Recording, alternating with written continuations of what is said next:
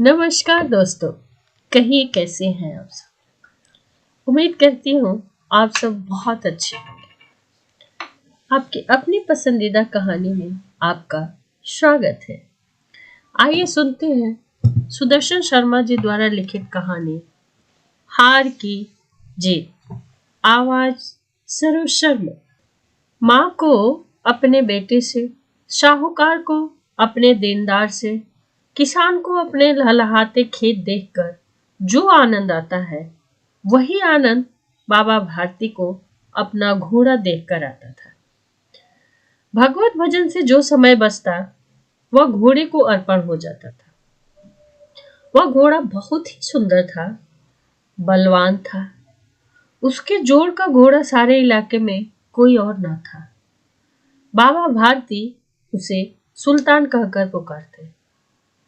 अपने हाथ से खरहरा करते, खुद दाना खिलाते और देख देख कर बहुत ही प्रसन्न होते थे। ऐसी लगन, ऐसी प्यार, ऐसे स्नेह से कोई सच्चा प्रेमी अपने प्यार को भी नहीं चाहता होगा। उन्होंने अपना सब कुछ छोड़ दिया था। रुपया, पैसा, असबाब, जमीन, यहाँ तक कि उन्हें नागरिक जीवन से भी घृणा थी। अब गांव से बाहर एक छोटे से मंदिर में रहते और भगवान का भजन करते थे। परंतु सुल्तान से बिछुड़ने की वेदना उनके लिए असहाय हो जाती थी। मैं इसके बिना नहीं रह सकूंगा। उन्हें ऐसी भ्रांति सी हो गई थी। वे उसकी चाल पर लट्टू थे। कहते ऐसे चलता है जैसे मोर घन घटा को देखकर नाच रहा हो। गांव के लोग इस प्रेम को देखकर चकित थे। कभी कभी कनखियों के इशारे भी करते थे, परंतु बाबा भारती को इसकी कोई परवाह न थी। जब तक संध्या समय सुल्तान पर चढ़कर 8-10 मील का चक्कर नहीं लगा लेते थे, उन्हें चैन नहीं मिलता था। खड़ग सिंह उस इलाके का प्रसिद्ध डाकू था। लोग उसका नाम सुनकर कांपते थे। होते होते सुल्तान की कीर्ति खड़ग सिंह के कानों तक भी जा पहुंची। उसका हृदय उन्हें देखने के लिए अधीर हो उठा। वह एक दिन दोपहर के समय बाबा भारती के पास पहुंचा और नमस्कार करके वहीं पर बैठ गया। बाबा भारती ने पूछा, खड़ग सिंह क्या हाल है? खड़ग सिंह ने सिर झुकाकर उत्तर दिया, आपकी दया है बाबा। कहो इधर कैसे आना हुआ खड़ग सिंह? खड़ग सिंह ने बोला, सुल्तान की चाहत खींच लाई बाबा। विचित्र जानवर है, देखोगे तो प्रसन्न हो जाओगे। मैंने भी बड़ी प्रशंसा सुनी है बाबा उसकी चाल तुम्हारा मन को मोह लेगी खड़ग सिंह। कहते हैं देखने में भी बहुत सुंदर है बाबा। क्या कहना, जो उसे एक बार देख लेता है उसके हृदय पर उसकी छवि अंकित हो जाती है। बहुत दिनों से अभिलाषा थी, आज उपस्थित हो सका हूं। बाबा और खड़ग सिंह दोनों अस्तबल में पहुंचे। बाबा ने घोड़ा दिखलाया घमंड से। खड़ग सिंह ने घोड़े को देखा आश्चर्य से। उसने सैकड़ों घोड़े देखे थे, परंतु ऐसा बांका घोड़ा उसकी आंखों से कभी नहीं गुजरा था। सोचने लगा, भाग्य की बात है, ऐसा घोड़ा खड़ग सिंह के पास भी होना चाहिए था। इस बाबा के पास क्या काम? इस साधु को ऐसी चीजों से क्या लाभ है? कुछ देर तक आश्चर्य से चुपचाप खड़ग सिंह खड़ा रहा। इसके पश्चात हृदय में हलचल होने लगी। बालकों की सी अधीरता से बोला, परंतु बाबा जी, इसकी चाल न देखी तो क्या देखी? बाबा जी भी मनुष्य ही थे। अपनी वस्तु की प्रशंसा दूसरे के मुख से सुनने के लिए उनका हृदय अधीर हो उठा। घोड़े को खोलकर बाहर लाए और उसकी पीठ पर हाथ फेरने लगे। एकाएक उचक कर सवार हो गए। घोड़ा वायु वेग से उड़ने लगा। उसकी चाल देखकर, उसकी गति को देखकर खड़ग सिंह के हृदय पर सांप लौट गया। वह डाकू था, जो वस्तु उसे पसंद आ जाए उस पर अपना अधिकार ही समझता था।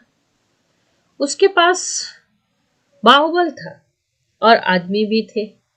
जाते जाते उसने कहा, बाबा जी, मैं यह घोड़ा आपके पास नहीं रहने दूंगा। बाबा भारती डर गए। अब उन्हें रात को नींद नहीं आती थी। सारी रात अस्तबल की रखवाली में ही कटने लगी। प्रति क्षण खड़क सिंह का भय उन्हें सताने लगा, परंतु कई मास बीत गए और वह नहीं आया। यहां तक कि बाबा भारती कुछ लापरवाह भी हो गए। इस भय से स्वप्न के भय की नाई मिथ्या समझने लगे। संध्या का समय था। बाबा भारती सुल्तान की पीठ पर सवार होकर घूमने जा रहे थे। इस समय उनकी आंखों में चमक थी, मुख पर प्रसन्नता थी। कभी घोड़े के शरीर को देखते, कभी उसके रंग को, और मन ही मन में बहुत ही खुश होते थे। मन ही मन फूले नहीं समाते थे। सहसा एक ओर से आवाज आई, ओ बाबा, इस कंगले की सुनते जाना। आवाज में करुणा थी। बाबा ने घोड़े को रोक लिया। देखा एक अपाहिज आदमी वृक्ष की छाया में पड़ा कराह रहा है। बोले, क्यों, तुम्हें क्या कष्ट है भाई? अपाहिज ने हाथ जोड़कर कहा, बाबा, मैं दुखियारा हूं, मुझ पर दया करो। रामावाला यहाँ से 3 मील है, मुझे वहां जाना है। घोड़े पे चढ़ा लो, परमात्मा तुम्हारी भला करेगा। वहां तुम्हारा कौन है भाई? दुर्गादत्त वैद्य का नाम आपने सुना होगा बाबा, मैं उनका सौतेला भाई हूं। बाबा भारती ने घोड़े से उतरकर अपाहिज को घोड़े पर सवार किया और स्वयं उसकी लगाम पकड़कर धीरे धीरे चलने लगे। सहसा उन्हें एक झटका सा लगा और लगाम हाथ से छूट गई। उनके आश्चर्य का ठिकाना न रहा जब उन्होंने देखा अपाहिज घोड़े की पीठ पर तनकर बैठे और घोड़े को दौड़ाए लिए जा रहा है। उनके मुख से भय, विस्मय और निराशा से मिली हुई चीख निकल पड़ी। वह अपाहिज नहीं था, वह था डाकू खड़क सिंह। बाबा भारती कुछ देर तक चुप रहे और कुछ समय पश्चात कुछ निश्चय करके पूरे बल से चिल्लाकर बोले, जरा ठहर जाओ। खड़क सिंह ने यह आवाज सुनकर घोड़ा रोक लिया और उसकी गर्दन पर प्यार से हाथ फेरते हुए कहा, बाबा जी, अब यह घोड़ा आपको न दूंगा, परंतु एक बात तो सुनते जाओ। खड़क सिंह ठहर गया। बाबा भारती ने निकट जाकर उसकी ओर ऐसी आंखों से देखा जैसे बकरा कसाई की ओर देखता है और कहा, यह घोड़ा तुम्हारा हो चुका है खड़क सिंह। मैं तुमसे इसे वापस करने के लिए नहीं कहूंगा, परंतु खड़क सिंह, केवल एक प्रार्थना करता हूं, इसे अस्वीकार नहीं करना, नहीं तो मेरा दिल टूट जाएगा। बाबा जी आज्ञा कीजिए, मैं आपका दास हूं, केवल यह घोड़ा आपको वापस न दूंगा।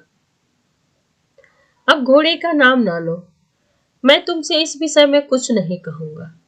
मेरी प्रार्थना केवल यह है कि इस घटना को किसी के सामने प्रकट मत होने देना।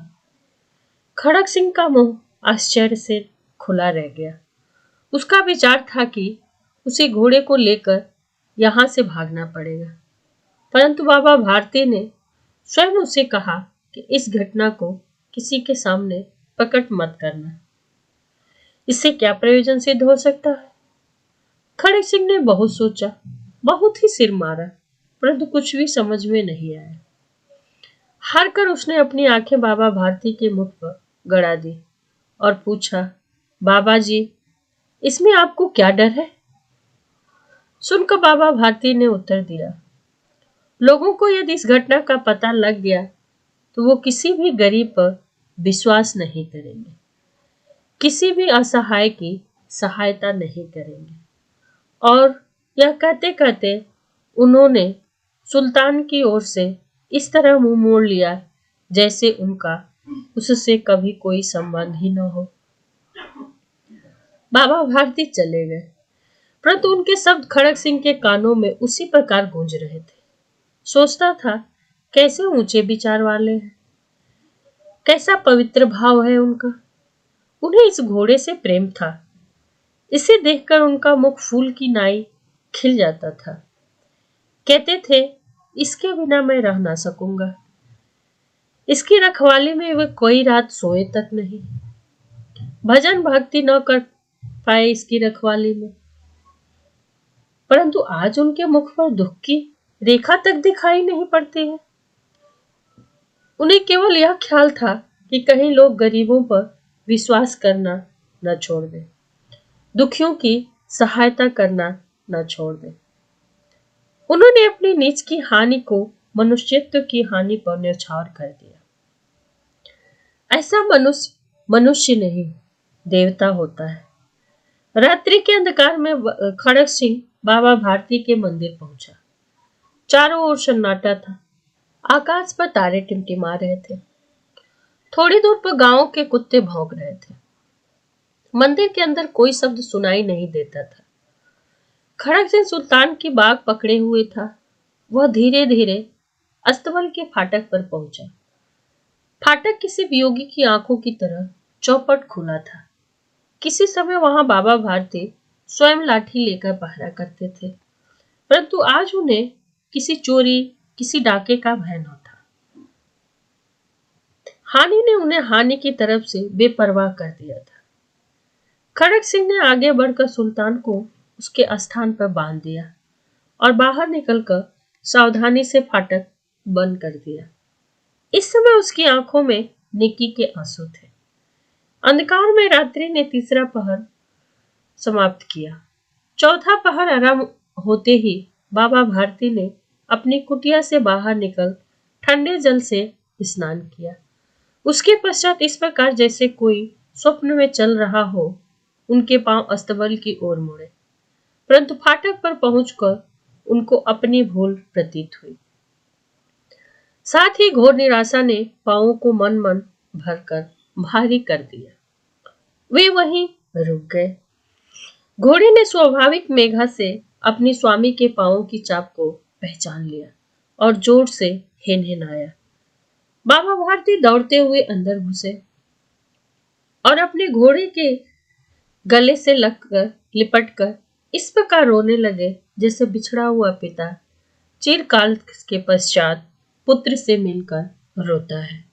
बार बार उसकी पीठ पर हाथ फेरते, बार बार उसके मुंह पर थपकियां देते और कहते थे, अब कोई गरीब की सहायता से मुंह नहीं मोड़ेगा सुल्तान, सहायता सबकी होगी। थोड़ी देर बाद जब वह अस्तबल से बाहर निकले तो उनकी आंखों से आंसू बह रहे थे। ये आंसू उसी भूमि पर ठीक उसी जगह गिर रहे थे जहां बाहर निकलने के बाद खड़ग सिंह खड़ा रोया था। दोनों के आंसुओं का उस भूमि की मिट्टी पर परस्पर मिलाप हो। धन्यवाद दोस्तों। कहानी अच्छी लगी हो तो लाइक, कमेंट, शेयर और सब्सक्राइब करना ना भूल। दोस्तों, मस्त रहे, खुश रहे और व्यस्त रहे और समय मिलने पर दुखियों की सहायता जरूर करें जितना संभव हो सके।